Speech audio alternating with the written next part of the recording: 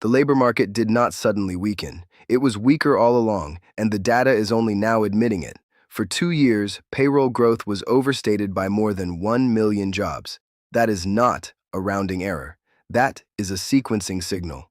Our strategy focuses on mechanisms, not headlines. When the establishment survey relies on smaller samples and the more comprehensive state-level tax data arrives with a long delay, distortions can compound quietly.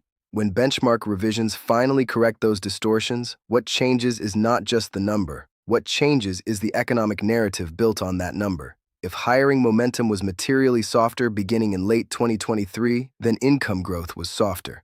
If income growth was softer, consumption resilience was thinner. And if consumption was thinner, corporate revenue expectations and policy assumptions were leaning on weaker foundations than markets realized. The bond market appears to have sensed this earlier. Long yields did not validate repeated claims of labor strength.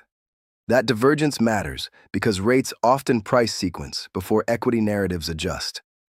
Retail sales data now aligns more closely with the revised labor path, showing discount-driven bursts rather than sustained real growth. Within our phase framework, we assign roughly a 65% probability that the economy has been operating in a late-cycle deceleration regime since early 2024, even if headline data delayed recognition. We assign roughly a 25% probability that this transitions into broader credit transmission stress by late 2026 if income and hiring breadth continue to deteriorate. The stabilization scenario, where labor reaccelerates meaningfully and spending broadens, carries roughly a 10% probability under current signal alignment.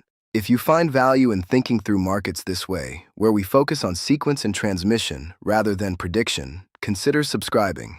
The goal is not constant urgency. It is disciplined clarity so you can better interpret what markets are signaling before the narrative catches up. What matters now is confirmation. Do continuing claims trend higher over the next 2 quarters? Does retail spending remain dependent on price discounting rather than income growth?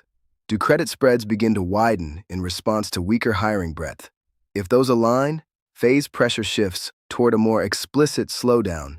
If hiring stabilizes with improving participation and real income growth, the deceleration thesis weakens.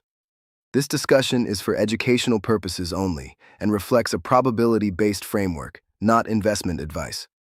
Payroll revisions are not the story by themselves. The sequencing between labor, spending, credit, and yields is the story. And that sequencing argues for disciplined optionality rather than narrative confidence.